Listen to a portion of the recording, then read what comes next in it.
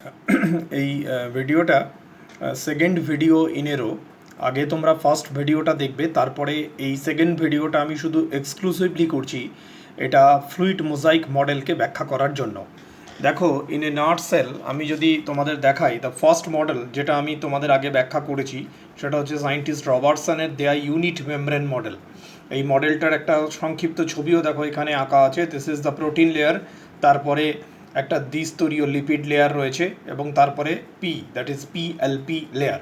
এটা সম্বন্ধে আগেই বলা হয়েছে যে এই ধরনের যে প্রোটিন সেটা দেখো দীর্ঘ স্থান জুড়ে সরল শৃঙ্খলাকার আকারে রয়েছে। সো এই ধরনের প্রোটিনকে আমরা বলে থাকি fibrous protein. On the contrary আর একটা মডেল যেটা আমরা অলরেডি পড়েছি, ড্যানিয়েল ড্যাপসন মডেল, যে মডেলটাকে আমরা স্যান্ডউইচ মডেল বলছি, এটাও পিএলপি মডেলই। অনলি ডিফারেন্সেস দেখো এখানে প্রোটিনগুলো গোলাকার অবস্থা রয়েছে, অর্থাৎ প্রোটিনগুলো গ্লোবিউলার প্রোটিন। এটা ফাইব্রাস ছিল, এটা গ্লোবিউলার প্রোটিন। বাকি রেস্ট অফ দ্য থিংস সবটাই সেম। পিএলপি রয়েছে, লিপিডের দুটো পোলার হেড অ্যান্ড নন পোলার টেল রয়েছে। পোলার হেডগুলো বাইরের দিকে, নন পোলার টেলগুলো ভেতরের দিকে, এরমভাবে উপস্থিত হয়েছে। এটা আমি অলরেডি এই দুটো মডেল তোমাদের পড়িয়েছি। এখন কি সমস্যা হলো না, রবার্টসনের ইউনিট মেমব্রেন মডেলই হোক বা ড্যানিয়েল ড্যাপসনের মডেলই হোক, দেখো এখানে প্রোটিন বা লিপিড লেয়ারগুলোর নিজেদের মধ্যে স্থান পরিবর্তন করবার কোনো রকম সম্ভাবনার কথা কিন্তু বলেনি।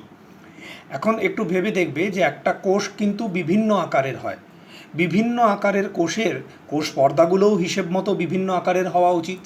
এমনকি একটা কোষের বিভিন্ন সময়ে একই কোষ বিভিন্ন সময়ে তার আকৃতির পরিবর্তন পর্যন্ত ঘটাতে পারে তার প্রয়োজনের সাপেক্ষে, এবং হিসেব মতো যখন সে তার আকৃতির পরিবর্তন ঘটায় তখন তার কোষ পর্দারও আকৃতির পরিবর্তন ঘটার কথা। দেয়ারফর কোষ পর্দার স্ট্যাটিক নেচার থাকার কথা না, স্থির অবস্থায় থাকার কথা নয়। সুতরাং কোষ পর্দার সর্বজন গ্রাহ্য মডেল বা কোষ পর্দার মডেল যেটা এমন হবে যেটা কোষ পর্দার গতিশীলতাটাকে ব্যাখ্যা করতে সমর্থ হবে। এই প্রসঙ্গেই প্রথম বিজ্ঞানী সিঙ্গার আর নিকলসন তাদের ফ্লুইড মোজাইক মডেল নিয়ে এলেন। এই ফ্লুইড মোজাইক মডেল বেসিক্যালি কি, এইটা বুঝতে গেলে তোমাদের একটা খুব প্রমিনেন্ট ইংলিশ সিনেমার কথা ভাবতে হবে, দ্যাট ইজ টাইটানিক। টাইটানিক তোমরা নিশ্চয়ই প্রত্যেকেই জানো যে টাইটানিক অ্যাকচুয়ালি একটা জাহাজ যেটা ডুবে গেছিল আটলান্টিক মহাসাগরের বুকে হিমশৈলের সঙ্গে ধাক্কা লেগে। তো হিমশৈল কি না, এটা যদি একটা সি বা সমুদ্র হয়, সমুদ্রের মধ্যে বরফের চাঁইগুলো এরকমভাবে ভেসে থাকে। সো টাইটানিক বেসিক্যালি মুভ করবার সময় এরকম বরফের চাঁয়ের সঙ্গে ধাক্কা লাগে এবং সেই জাহাজটা ভেঙে যায়।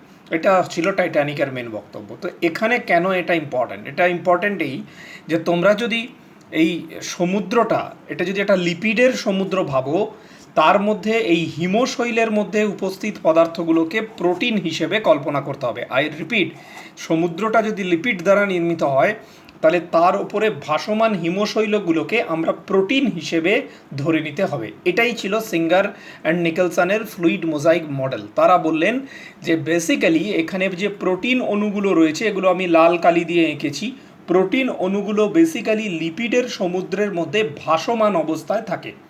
এবং এই মডেলটা, এটাকে একটা বলা হয় থাকে কোয়াজি ফ্লুইড মডেল। কেন না, এখানে এই যে দেখো লিপিড স্তরগুলো রয়েছে, তার প্রত্যেকটার একটা করে পোলার হেড আছে আর দুটো করে নন পোলার টেল আছে। আই রিপিট, 2 নন পোলার টেল, ছবিতে দেখতেই পাচ্ছ দুটো করে টেল রয়েছে প্রত্যেকের। এবং অ্যাজ ইউজুয়াল পোলার হেডগুলো বাইরের দিকে, নন পোলার টেলগুলো ভেতর দিকে আছে। আর এই যে প্রোটিন অণু যেগুলো রয়েছে, এই প্রোটিন অণুর অবস্থানটা কিন্তু একটু খুব খেয়াল করে দেখবে, কিছু কিছু প্রোটিন অণু আছে যেটা লিপিডের একদম বাইরে, লিপিড লেয়ারের একদম বাইরে উপস্থিত আছে। এই ধরনের প্রোটিন অণুগুলোকে আমরা বলছি এক্সট্রিনজিক প্রোটিন। কতগুলো প্রোটিন অণু আছে যেটা লিপিড লেয়ারের মধ্যে উপস্থিত রয়েছে, এদেরকে আমরা বলছি ইন্ট্রিনজিক প্রোটিন। আবার ইন্ট্রিনজিক প্রোটিনেরই একটা ভাগ হলো এই প্রোটিনটা, যে প্রোটিনটা দেখো একদম একটা লিপিড লেয়ারের ওপর থেকে শুরু করে লিপিড লেয়ারের শেষ পর্যন্ত বিস্তৃত। Now this is like a tunnel, একটা সুড়ঙ্গের মতো বিস্তৃত রয়েছে, তাই এটাকে বলে চ্যানেল প্রোটিন বা টানেল প্রোটিন। এই চ্যানেল প্রোটিন বা টানেল প্রোটিনের কিন্তু একটা বিরাট উপকারিতা আছে। সেটা কি না, যদি আমার কোষ পর্দার বাইরের থেকে কোনো পদার্থকে ভেতরে ঢোকাতে হয়, বাইরের থেকে যদি কোনো পদার্থকে দেখো ভেতরের মধ্যে যদি ঢোকাতে হয়, তাহলে এই চ্যানেল প্রোটিনের মধ্যে দিয়ে সেটা বাইরের থেকে ভেতরের দিকে ঢুকে যাবে। দেয়ারফর এইখানে প্রোটিনের অবস্থানটা কেবলমাত্র কোষ পর্দার দৃঢ়তা দানের জন্য নয়, রাদার এই এক্সট্রিনজিক প্রোটিন এবং ইন্ট্রিনজিক প্রোটিনগুলো উপস্থিত থেকে কোষ পর্দার বিভিন্ন কার্যকারিতাকে সহায়তা করছে। তোমাদের বইয়েও এই ছবিটা খুব ভালো করে দেওয়া আছে, তোমাদের নিজেদের রঙিন বইগুলোতে, নতুন বইগুলোতে দেখবে রঙিন ফটো দেওয়া আছে। এখানে দেখো এটা একটা ইন্ট্রিনজিক প্রোটিন, এটা এক্সট্রিনজিক প্রোটিন। আবার ইন্ট্রিনজিক প্রোটিন যখন একদম একটা অবস্থান থেকে আরেকটা অবস্থান পর্যন্ত বিস্তৃত হয়ে গেছে তখন তাদেরকে বলছে চ্যানেল প্রোটিন বা ট্যানেল প্রোটিন। এই যে এক্সট্রিনজিক প্রোটিনগুলো, এই ছবিটাও নিচের একটু খেয়াল করে দেখো, এক্সট্রিনজিক প্রোটিনগুলোর ওপরে একটা কার্বোহাইড্রেটের শৃঙ্খল যুক্ত অবস্থায় রয়েছে। সো এটা একটা প্রোটিন পার্ট, তার সঙ্গে একটা কার্বোহাইড্রেট পার্ট যুক্ত অবস্থায় রয়েছে। এই ধরনের প্রোটিনকে আমরা বলে থাকি গ্লাইকোপ্রোটিন। এই গ্লাইকো কথাটা তোমরা শুনেছো, গ্লাইকোজেন থেকে এসছে, যে যেহেতু প্রোটিনের সঙ্গে একটা শর্করা পার্ট এক্ষেত্রে যুক্ত অবস্থায় রয়েছে, তাই দিস ইজ কল্ড গ্লাইকোপ্রোটিন। তো এখানে এই যে এক্সট্রিনজিক প্রোটিনগুলো উপস্থিত থাকে এগুলো অধিকাংশই কিন্তু গ্লাইকোপ্রোটিন। এখন এই যে এক্সট্রিনজিক প্রোটিনই বলো বা ইন্ট্রিনজিক প্রোটিনই বলো, প্রোটিন অণুগুলো কিন্তু লিপিড স্তরের সঙ্গে হিমশৈলের মতো যোগাযোগ রক্ষা করছে এবং কোষের বিভিন্ন রাসায়নিক ক্রিয়া বিক্রিয়া এবং বিভিন্ন পদার্থের আদান প্রদানে এরা অংশগ্রহণ করে। এখন এরপরে যেটা আমি ব্যাখ্যা করব তোমাদের, সেটা হচ্ছে কিভাবে এই ফ্লুইড মোজাইক মডেল তার গতিশীলতাটাকে ব্যাখ্যা করলো। না, এখানে দেখো বেসিক্যালি ফ্লুইড মোজাইক মডেলের গতিশীলতার জন্য মেনলি দায়ী হচ্ছে তার লিপিড বাইলেয়ার বা লিপিড দ্বিস্তরীয় যে লিপিড লেয়ারগুলো থাকছে তাদের বিভিন্ন লিপিড অণুগুলোর মধ্যে মুভমেন্ট। তো এই মুভমেন্টগুলো কী কী প্রকারের হতে পারে, একটু ছবিটা ভালো করে দেখো। This is 1 number movement. দেখো ছবিটার দিকে তাকালে পাশাপাশি দুটো ছবি যদি দেখো, নন পোলার টেলটা এক্ষেত্রে সংকুচিত হয়ে গেছে। This is the movement number 1, যে নন পোলার টেল সেটা নিজে নিজে সংকুচিত হতে পারে। নাম্বার 2, দেখো দুটো লিপিড অণুকে আমি পাশাপাশি এঁকেছি, তারপরের ছবিটায় গিয়ে যদি দেখো ছবিটা জাস্ট চেঞ্জ হয়ে গেছে, এ বাঁ দিকে ছিল, এ দেখো এখন ডান দিকে চলে গেছে। So there is the lateral shifting, we called it lateral diffusion. পাশাপাশি লিপিড অণুগুলো তাদের স্থান পরিবর্তন করতে পারে। So this is lateral diffusion বা ল্যাটারাল শিফটিং, পার্শ্বীয় পরিবর্তন।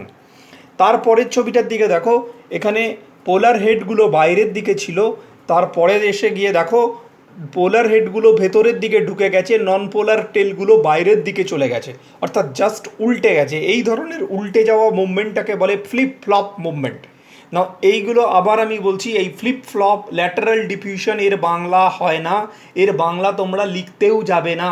প্রশ্ন যদি আসে যে কেন ফ্লুইড মোজাইক মডেল সবথেকে বেশি ব্যবহারযোগ্য বা সবথেকে বেশি উপযুক্ত, তখন এই গতিশীলতা, যেটা কোষ পর্দার গতিশীলতা, এই 4 ধরনের মুভমেন্টের জন্য ব্যাখ্যা করা যাচ্ছে। এগুলো মেনলি লিপিড লেয়ারের মধ্যে মুভমেন্ট হচ্ছে।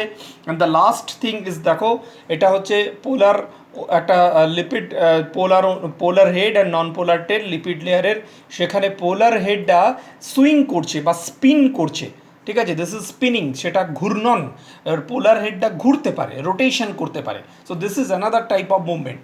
এখানে যদিও ম্যাক্সিমামটাই লিপিড অণুগুলোর মুভমেন্টের কথা বলা হয়েছে, বাট বিসাইড দিস ইন্ট্রিনজিক যে প্রোটিন, সেই প্রোটিনগুলোর মধ্যেও কিন্তু কখনো কখনো স্থান পরিবর্তন করবার সম্ভাবনা থাকে এবং তারা স্থান পরিবর্তন করে। ফলে সামগ্রিকভাবে লিপিড এবং প্রোটিন অণুগুলোর সামগ্রিক গতিশীলতার ফলে এখানে এই যে কোষ পর্দার গঠন সেটা কিন্তু পরিবর্তনশীল হলো।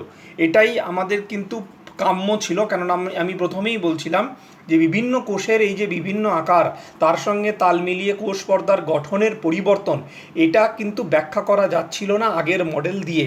কিন্তু এই মডেল কিন্তু অনেক বেশি ডাইনামিক মানে যেখানে কোষ পর্দার আকার পরিবর্তনশীল।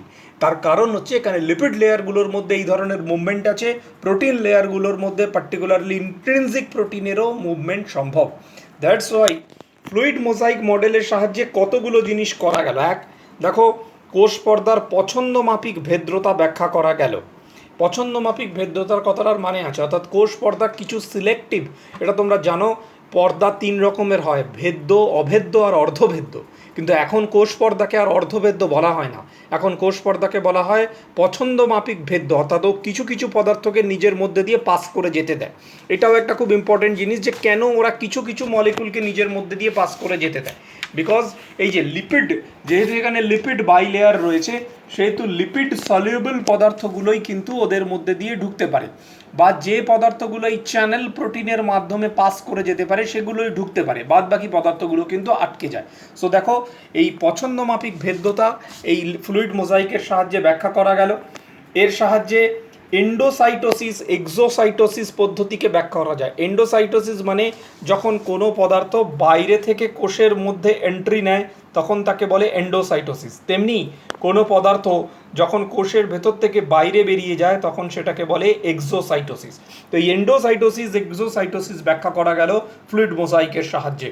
কোষ পর্দার গঠনে উৎসেচকের ক্রিয়াশীলতা ব্যাখ্যা করা গেল। বিভিন্ন উৎসেচক এসে তারা কোষ পর্দার গায়ে প্রথমে অ্যাটাচ হয়।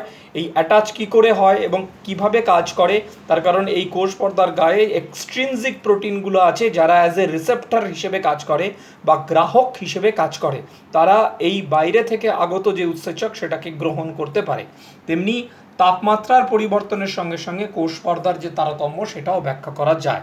সুতরাং ফাইনালি আমরা এমন একটা মডেল পেলাম যে মডেলটা কোষ পর্দাকে ডাইনামিক করে তুললো, কোষ পর্দাকে গতিশীল করে তুললো এবং কোষ পর্দার বিভিন্ন আকৃতির পরিবর্তনকে সুষ্ঠুভাবে ব্যাখ্যা করতে সমর্থ হলো। So that's all about cell membrane. এখানে একটা ছোট্ট প্রশ্ন করে নেবে, ওই কোষ পর্দার পরেই আছে গ্লাইকোক্যালিক্স কি। এটা আগেরবার আমি তোমাদের করিয়েছি কিনা জানি না ওই ভিডিওটায়। সো গ্লাইকোক্যালিক্স এসেনশিয়ালি হচ্ছে অনেক সময় কিছু কিছু প্রাণী কোষে এবং কিছু ব্যাকটেরিয়া সেলে কোষ পর্দার বাইরে অতিরিক্ত একটা আবরণ থাকে যেটা প্রোটিন, লিপিড এবং পলিস্যাকারাইড দিয়ে গঠিত, তাকে বলে হচ্ছে গ্লাইকোক্যালিক্স। এই গ্লাইকোক্যালিক্স বেসিক্যালি সেল রেকগনিশন, একটা সেলকে চিনতে সাহায্য করে।